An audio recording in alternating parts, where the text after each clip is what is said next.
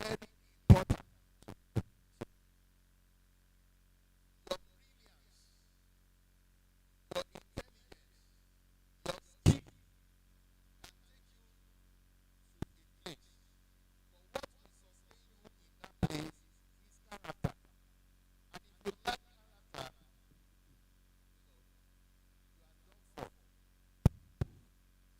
We have seen people in this our country and even in the world at large. We have seen people that got to positions, they lack character, they were removed. Even before the expiration of the term. In the Bible, we saw the story of Queen Vashti in the book of Esther. Queen Vashti is a queen married to a king, King Ahasuerus. And this king reigns and rule over 120 provinces. I want us to look at it. If a king is ruling over 120 provinces, other kings from India to Ethiopia, they come to him, they bow down for him. The same privilege that the king is enjoying is the same that the queen is enjoying. So there was a day the king was having a feast. All the kings from the 120 provinces, they are in the palace. Queen was busy attending. The king got drunk, and he was under the influence of alcohol. He said they should go and call the queen, that she should come and show her beauty. And the Bible made us to understand that wherever the word of the king is, there is power. Wherever the word of the king is, there is power. Even if the king is not there, if he said something to you, go and call me so. If he said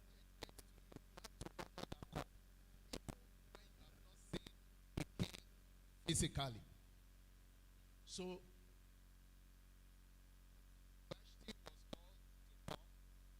Vashti was called to come, but she looked at him. The king is busy with other kings, and I'm the queen too. I'm hosting the queen.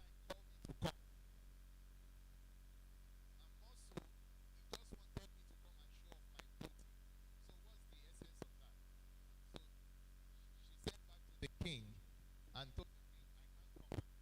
and show off my beauty. So what's the essence of that? So she sent back to the king and told the king, I can't come. I'm busy. Many women have lost their homes, not because they are not beautiful, not because they don't know how to cook, but because they lack character.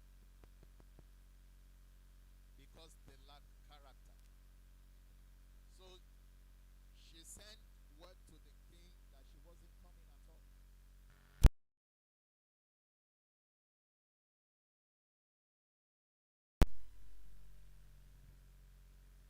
They said this is a slap on us.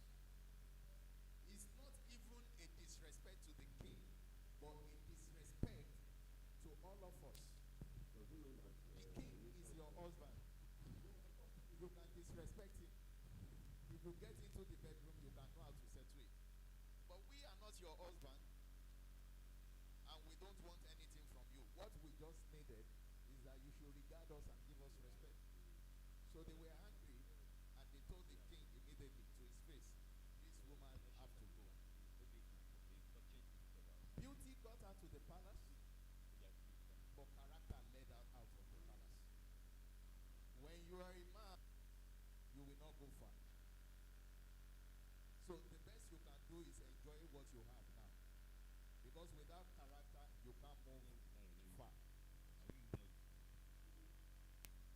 why it's very important that we begin to work on our character. The Yorubas, they have a proverb. They said, a person that is bad knows that is bad. He's just waiting for somebody to come and tell him. Hallelujah. Amen. Are we still in church? A person that is bad knows that he is bad. He's just waiting for that person, that will come and say, "Oga, you are bad. Oh. Madam, you are a bad person."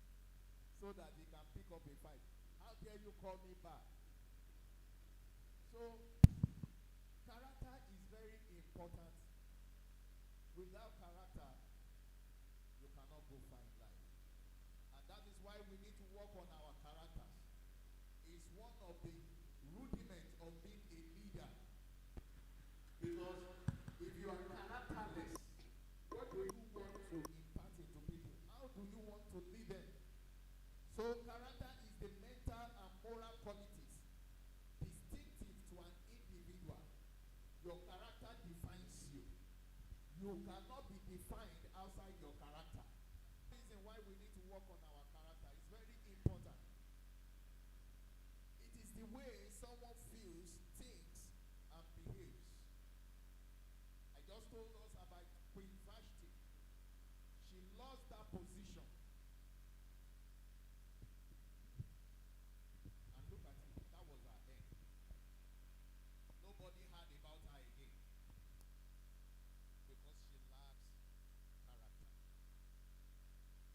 When you see people, they don't like me, they hate me, have you checked yourself?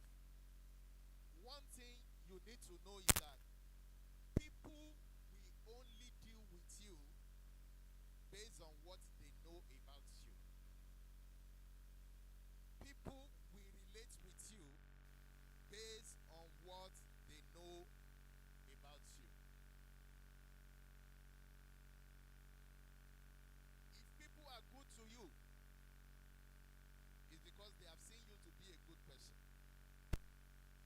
Then if people are bad to you, then you need to check yourself. There was once a footballer, Mario Balotelli, very troublesome guy. At one time he said, "Why always me?" It will always be you when you lack character. Camp rules, he will violate. Club rules, he will violate. On the pitch, he will fight referee. On the pitch, he will fight opponent. So, he's always troublesome. And he got to a point, he said, "Why always me?" Are you asking yourself the same question? Why always me? Then you need to check yourself. Why is it that they greeted everybody, they didn't greet me? Why is it that they shook hands with everybody, they didn't shake my hand? Why is it that they hugged everybody, they didn't hug me? Why is it that they called everybody to greet them, they didn't call me? Why always me? You should check yourself.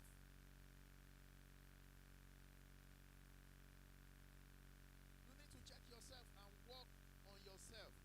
Character is very important. You want to go far, you need to work on your character. Abraham Lincoln said, character is like a tree, and reputation is like a shadow. He said the shadow is what we think of it, but the tree is the real thing. Shadows disappear, but the real thing will always stand.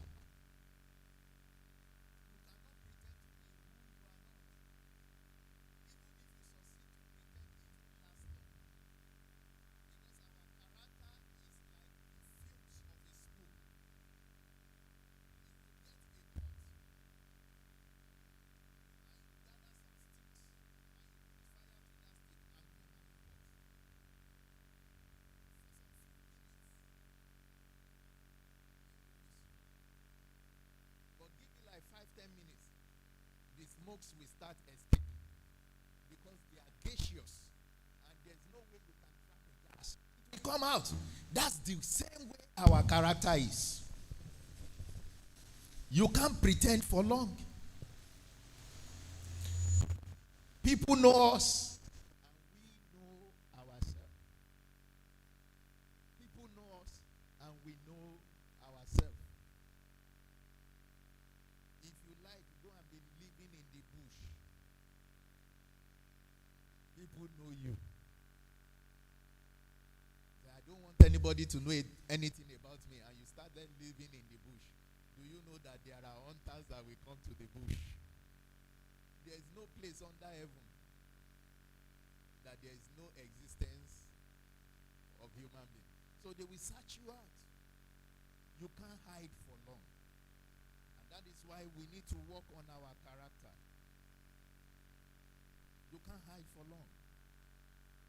So how do we work on our character? We must understand that character is gotten from a Greek word. And the Greek word means to engrave. So our character has been engraved into us. You know, when people buy a car, they take the car to the engraver. Please engrave my car number on the screen so that even if they steal it, I will. So the same thing, our character have been embossed into us. We can't run away from it. It's etched into us. It's part of us. It's what defines us. And one thing you need to know is that people will deal with you based on your attitude. If people are reacting towards you in a particular way, there is something they have gotten to know about you. Whatever attitude I have towards you is based on the knowledge of your character that I have gotten.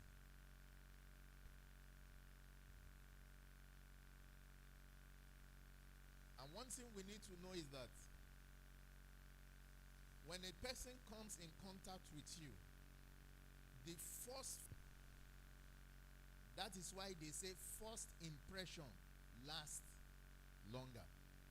That first 5 seconds can summarize the whole of who you are to them.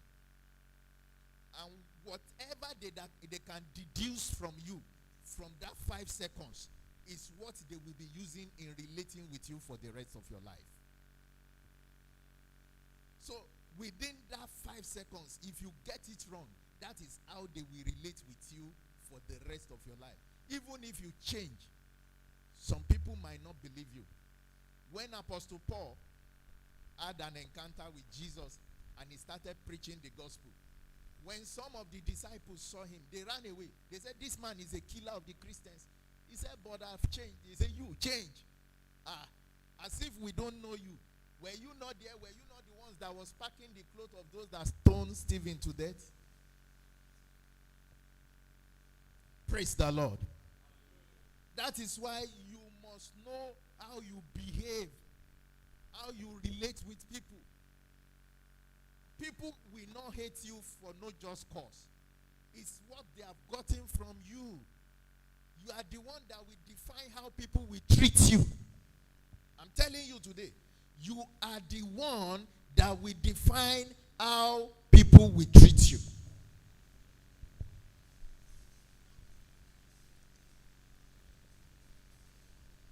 In etiquette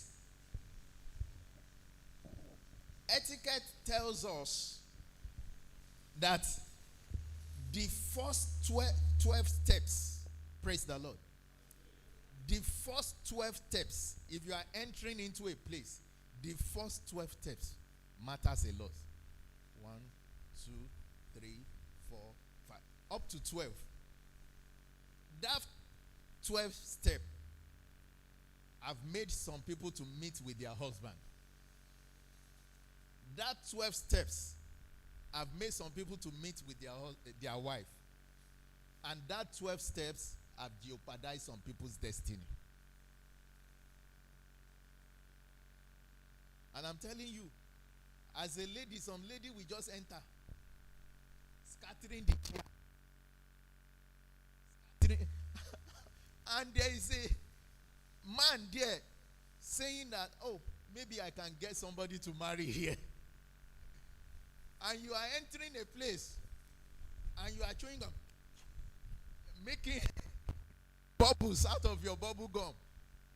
And you are lousy and loud. And guys that are there looking for somebody to marry and they are looking at you. What kind of human being is this one? That 12 steps, very important. The first 12 words. No wonder people will hate you. Somebody is just coming in contact with your mouth. It's called the rule of 12 under etiquette. The rule of 12. I think one day we have to talk about it. So that you can know how to be packaging yourself very well. I'm not saying you should pretend, but you have to have manners. And a gutter person and a garage person, and you say you are born again, you are a child of God. So the first 12 steps, the first 12 words, very important. That is how you appeal to people's conscience. Oh, I like that person. Look at how he's carrying himself majestically. Whereas you don't even have anything in your pocket. But the way you comport yourself, your composure, people will like you. The way you talk, say, I just like the way he talks. So, this character we are talking about is important. You know, somebody was talking to me on Friday. And she said, please, Pastor, advise me. I said, what happened? She said, one of my friends, she has a problem in her marriage. And I accommodated her. He said, but now I'm tired. I said, why are you tired? She said, that my friend is so dirty. Okay. I said, if somebody is dirty, she can change. He said, this one cannot change you. He said 2 days, a full matured grown lady will not take her bath. Tying wrapper all around the house. And the wrapper will be stinking. She does not sweep. She does not do anything in the house. Even when she monthly period, she will be stacking up all the, what do they call it, in one corner of the room. I said, that's serious. So if she have not been corrected when she was small, how do we correct such a person? I said, the best thing is that if you are no more comfortable, you can excuse her. But the way to do that is, I pray God will bless you so that it will not seem as if, why don't you stay on your home? We come. So I'm supporting you with this and let her go. I said, that's the best way to solve it. How can a grown-up lady not want to bath 2-3 days? And she's eating. What kind of life is that one?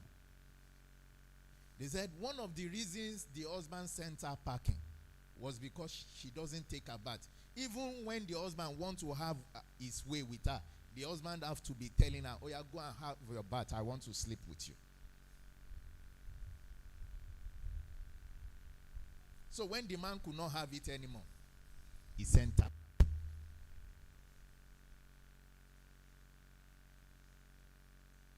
Praise the Lord.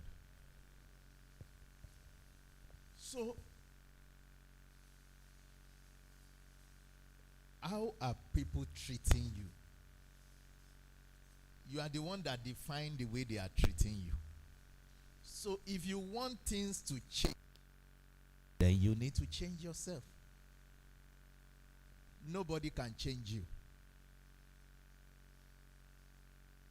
unless you make concerted effort at changing yourself. It's not everything you will be taught. It's not everything you will be told. Some of these things you learn them by observation. You are living in somebody's house. The whole family took their bath. You that you are a stranger, you did not bath for 2 days. Is that not a problem? Even if you are used to not taking your bath, but you saw everybody, that should spur you and push you to want to take your bath too. Even if it's not your way. They say when you are in Rome, you behave like. That's it. That's it. It's not too hard. You can change your character. What are the people around me doing? Why do I seem to be the odd one out? So I can begin to learn. I can begin to watch them. And from there, I can change my ways too. It's not too difficult. Praise the Lord. So how do we now build our character? How do we build our character? 1, you must be a promise keeper. You must stand by your words. People must know you for your word. You must not be wavering. You must not say A and be doing B. Stand by your words. Nobody will kill you. But when you say A and people see you doing B, they will question you. And they'll say, that man is not a man of integrity. Who are you? That man is not a straightforward person. They will give you a name quickly. So, you have dented your character. You must stand by your words. Be a promise keeper. Number 2, be consistent in your dealings with others. Consistency.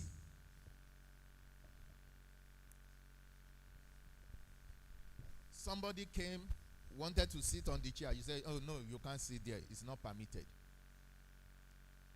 Another person comes and sits and you didn't see anything.